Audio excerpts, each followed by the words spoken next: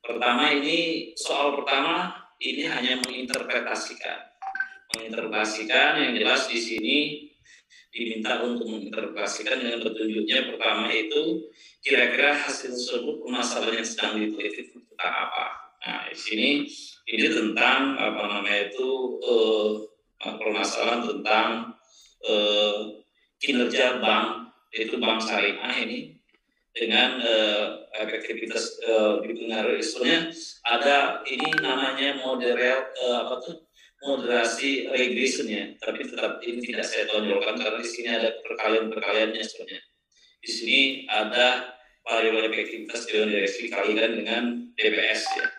Ini sebenarnya namanya ada khusus regresi, moderasi regression, moderasi regression model ya.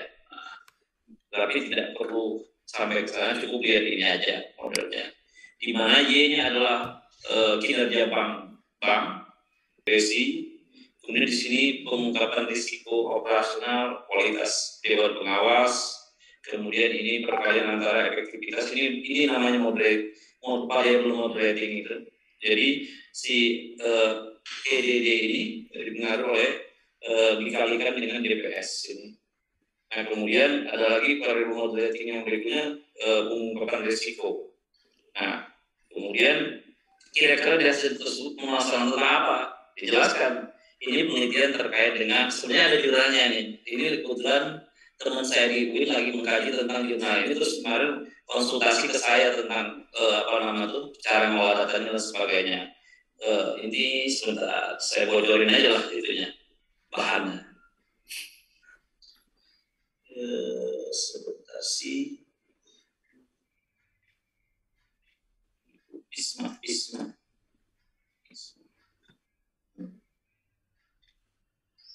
Isma. Sebentar ya.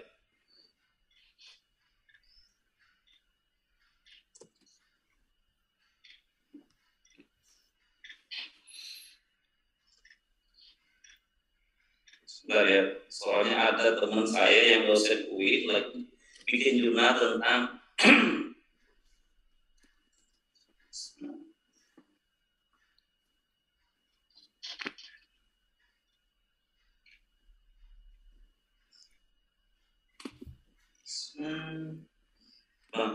bang.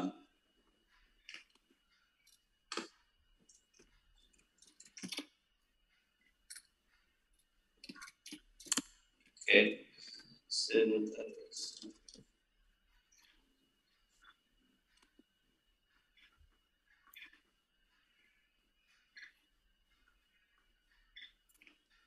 Saya sampai lupa filenya, saya kembali file sebentar. Jadi ada manuskrip.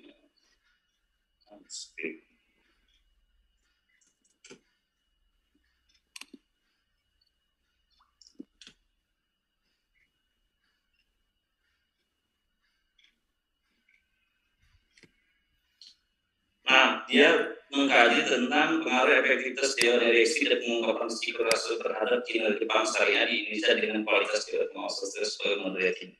Jadi kualitas ini sebagai moderating. Yang tadi yang dipakai sebenarnya kan regresi biasa sebenarnya, tapi dipanelkan sebenarnya regresi panel data, tapi saya ubah sedikit karena begitu di panel data kan nggak terlalu bagus modelnya seperti ini. Kualitas dewan pengawas syariah moderatingnya.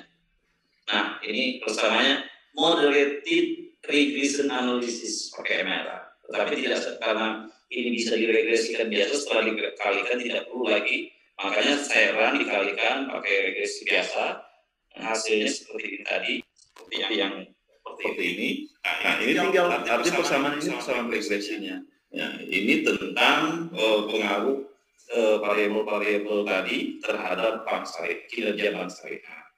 Kemudian baru Bapak Ibu saya minta di sini yang berikutnya metode ekonomi ya. Udah metode ekonomi segini pakai ada regresi multiple regression atau regresi berganda. Nah, kemudian software yang dipakai ya militer. Itu udah dapat jawabannya. Itu kalau itu jawabannya 55 udah 10 kan? Tidak, betul. Yang C itu yang agak berat. C itu interpretasikan ini. Nah ini 20 sendiri kan? Ya. Ini interpretasikan dari konstantanya. Konstantanya 0, sekian kan, sangat signifikan. Artinya ini persamaan regresinya. Artinya kinerja bank itu akan misalkan sebesar ini 0,07 apabila semua variabel bebasnya bernilai 0. Kemudian mana saja yang berpengaruh signifikan. Di sini jelas yang berpengaruh signifikan itu kalau EDD tidak. Kemudian pro signifikan tapi negatif kan.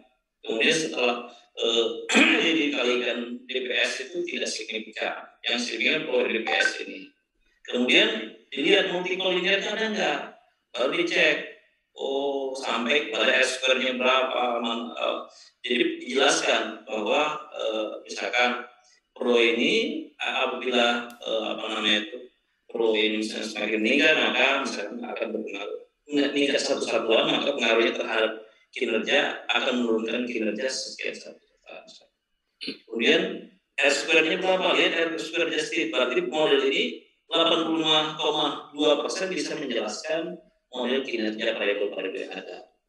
Kemudian tingkat akurasi R-square predicted. Jadi model ini 79,96% dapat memprediksi itu. Kemudian tidak ada multikolineritas, secara simultan dia bagus ya ini.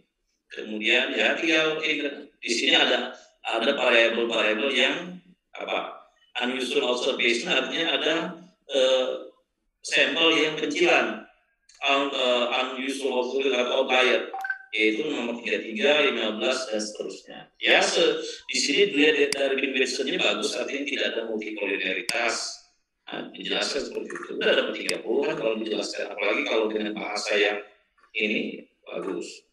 Kemudian yang kedua, ini saya kasih bahwa 35%. Ini adalah melihat status dia emergent financial distress. Emergentnya statusnya ini 0132. Di sini ada keterangannya. Lakukan regresi logistik. Sengaja saya bilang logistik.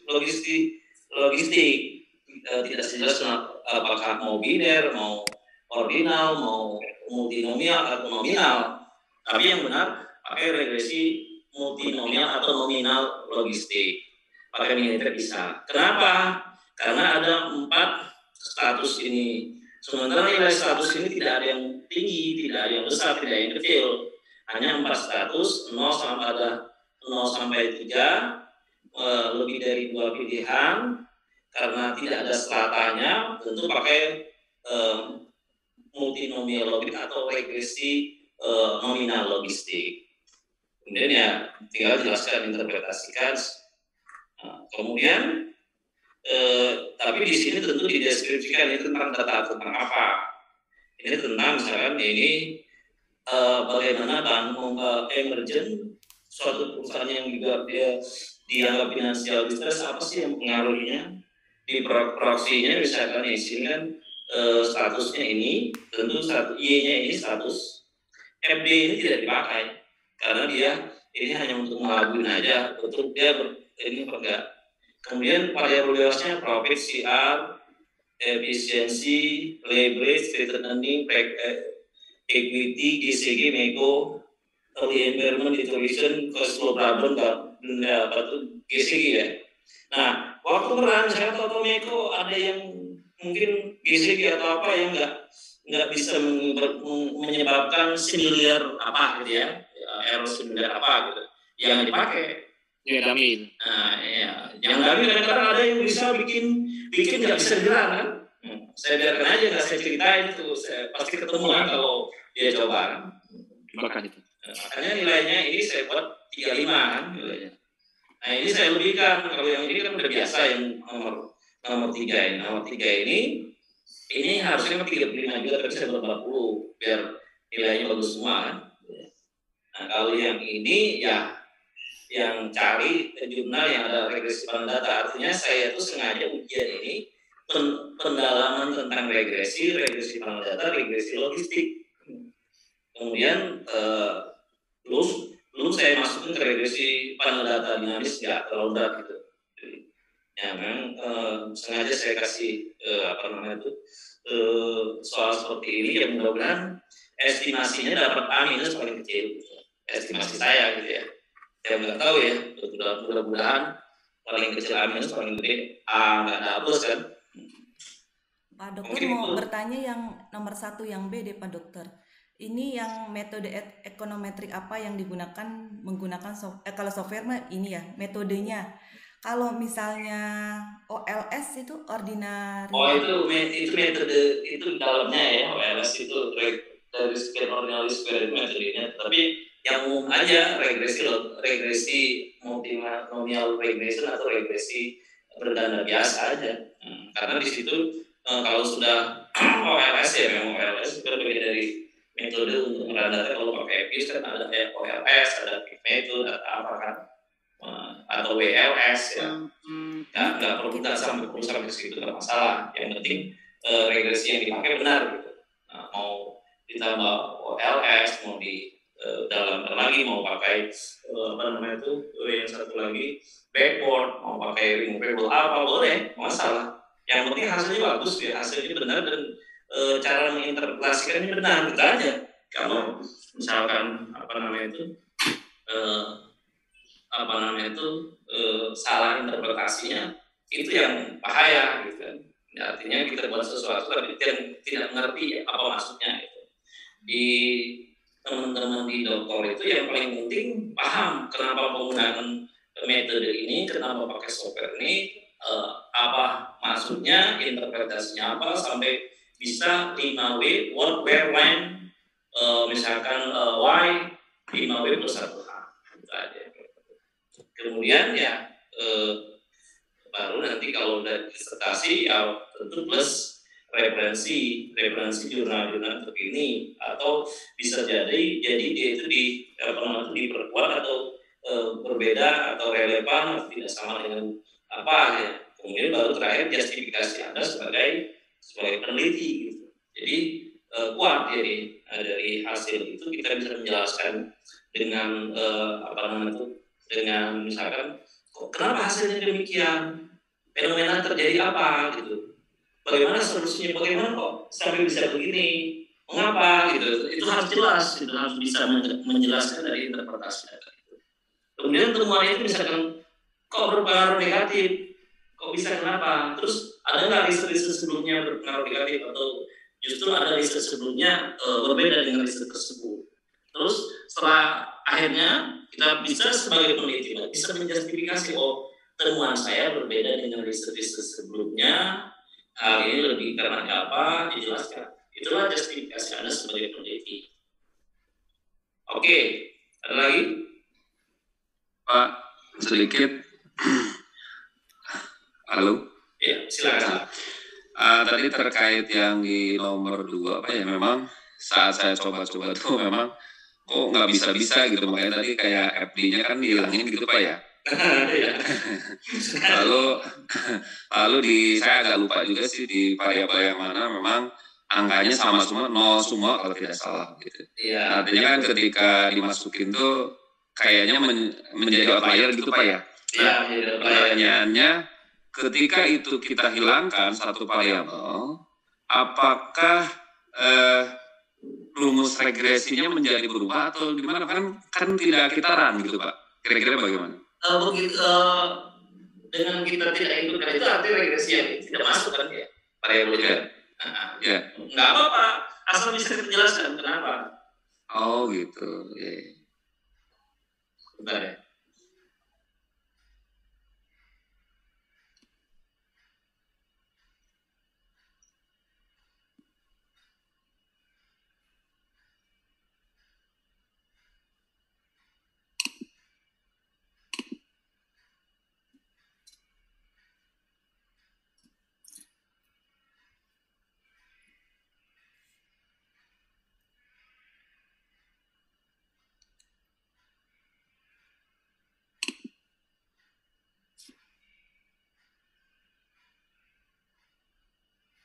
Mr. serius sekali ya. Itu ngerangnya kurang konsultasi sama Pak Herman tuh Mas. Mantap. Iya. Belum pernah konsultasi dulu harusnya. Berat ya.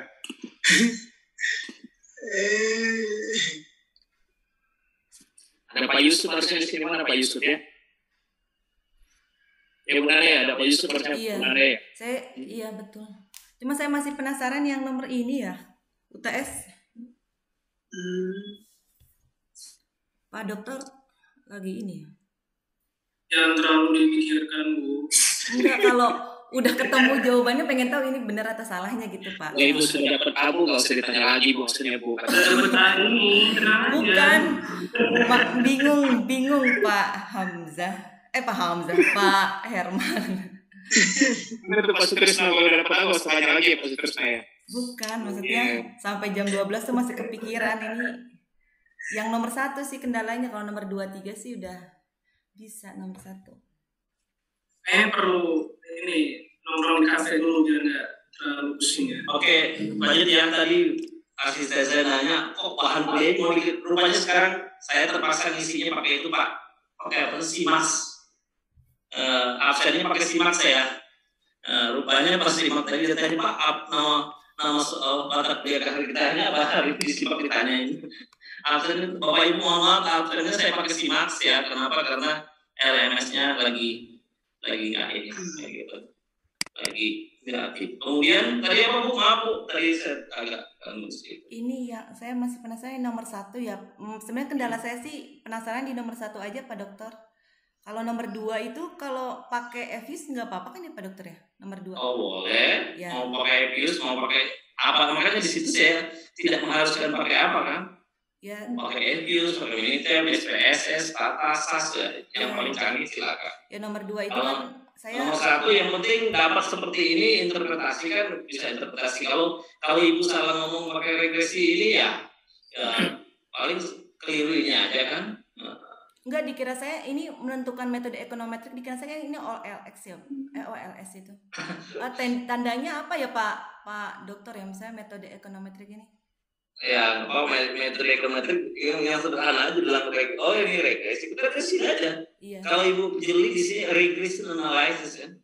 Iya, maksudnya kan dikira saya lebih spesifik, jadi Nggak saya sampai ngerjainnya regresi, analisis mau pakai OLS, pakai backward, pakai itu udah ke dalam lagi Mbak. Ya. Nanti nggak malah kalau sampai mikir ke sana nanti kasihan yang belum sempat baca koneksi kan. Iya. Tapi kalau nggak sampai ke situ ya lebih bagus ya. Oke, kita bisa lanjutkan ya. Mudah-mudahan nilainya bagus. Pak Dokter. Amin. Sekarang kita belajar sedikit lanjutan tentang forecasting. Forecasting itu kenapa? Oke. Metode peramalan di sini saya akan menggunakan namanya forecasting, data time series, mulai dari uji rules, A5, Green Causality, ARS, GOR, PACM ya.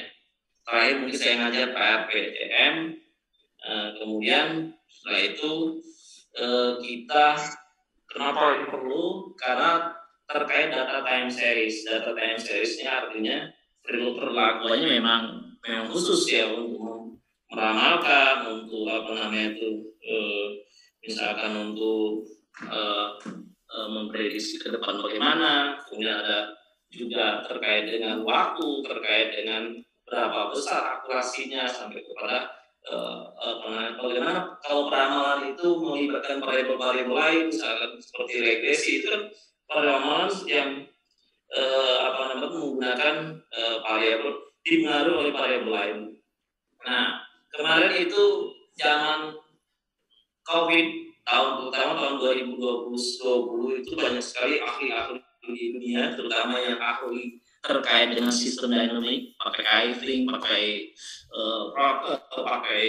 power sim, pakai macam-macam ya. Kemudian Eyring itu kemudian dari situ juga terlihat mereka memprediksi hanya berdasarkan data satu data saja, tetapi tidak dipengaruhi oleh variabel lain. sehingga semua prediksi pakar-pakar sistem dinamik kemarin itu, terutama dari ITB, dari IPB, dari termasuk teman saya Dr. Yeni dari UI juga, tentang kapan terjadi puncaknya COVID di Indonesia, akhirnya meleset semua. Kenapa? Karena dia memprediksi tidak melihat variabel-variabel yang mempengaruhinya.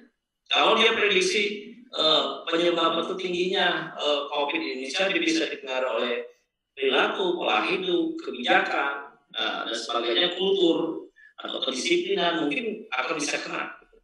Tapi namanya juga sesuatu yang tidak pasti ya, sehingga prediksi-prediksi mereka akhirnya banyak yang meleset. Akhirnya saya perhatikan dulu hampir tiap hari saya dikirim oleh dari iThink itu, dari ini sistem dinamik internasional tentang prediksi harian kejadian COVID dunia. Tetapi rupanya setelah kejadian itu tidak unpredictable, akhirnya mereka sendiri menghentikan dan malu untuk memprediksi dia.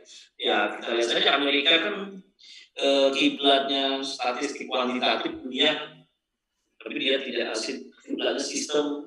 Tapi mereka sendiri akhirnya ya tidak mampu memprediksi itu. Oke, kenapa peramalan dibutuhkan? Ya, kenapa? Karena kebutuhan perencanaan dalam aktivitas dan ekonomi ya. Prediksi terhadap kondisi yang datang secara akurat. Kemudian metode peramalan kualitatif, misalkan pengaman ada juga secara kualitatif. Secara kualitatif misalkan, jagonya Pak Herman itu strategi itu kualitatif itu peramalan ke depan. Tapi kualitatif itu harusnya berdasarkan pengalaman. Ya kalau bisnis itu kadang-kadang pengalaman cukup lihat sense of ininya aja. Dia lihat nanti pergerakan bisnis ini akan pudar kan? Itu berdasarkan pengalaman atau intuisi dia aja. Ada juga berdasarkan judgment atau opini pakar atau pendapat pakar atau itu pakar di bidangnya. Kemudian teknik-teknik yang sering digunakan adalah teknik Delphi, pendapat pakar interaktif, ada lagi ANP, teknik sales post composite, agregasi pendapat pakar. Kelemahannya apa? Tidak ada prosedur yang sistematis untuk mengukur, memperbaiki keakuratannya. Tetapi kalau di dalam itu bisa juga kalau pakai ANP, pakai super decision, pakai expert choice, pakai interpretive structure modeling, pakai sistem pakar, itu ramalannya bisa juga akurasinya pakai dilihat dari konsistensi rasio ya.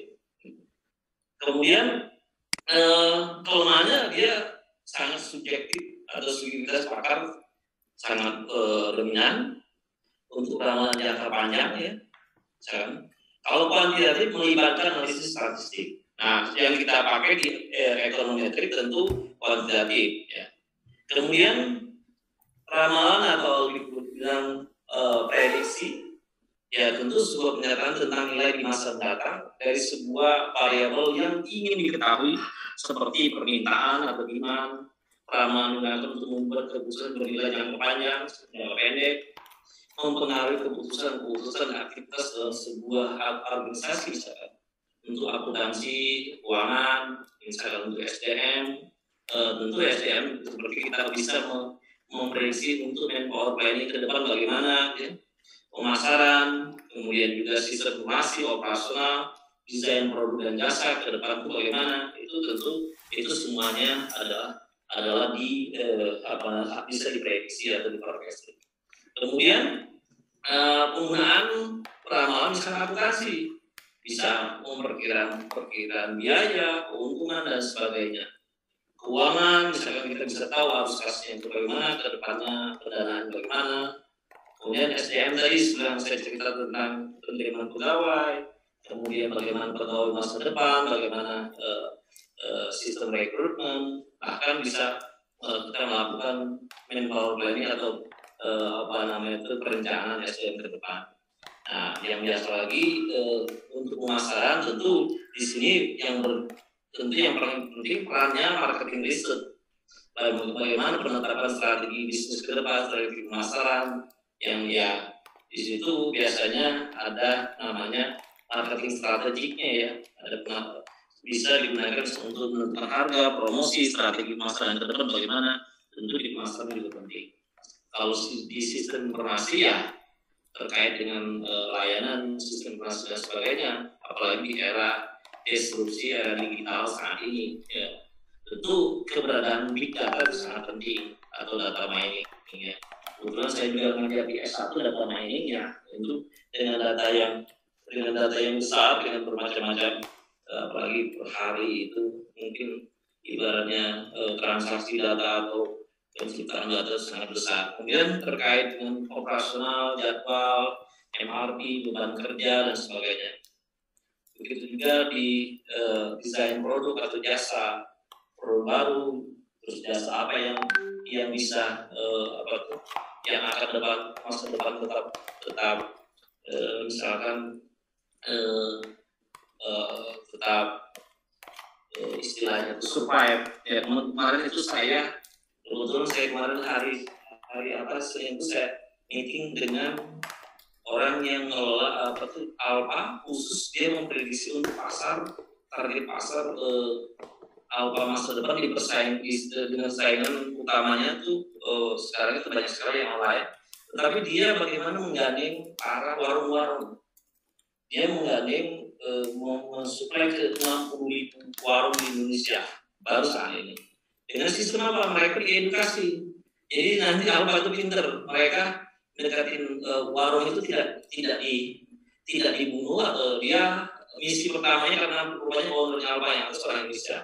Dia misi utamanya dia agar tetap warung itu bisa hidup, tidak dengan adanya Alpha itu tidak Alpha yang ini ya minimarket itu tidak mengganggu warung. Tetapi apa? Warung itu disuplai oleh mereka.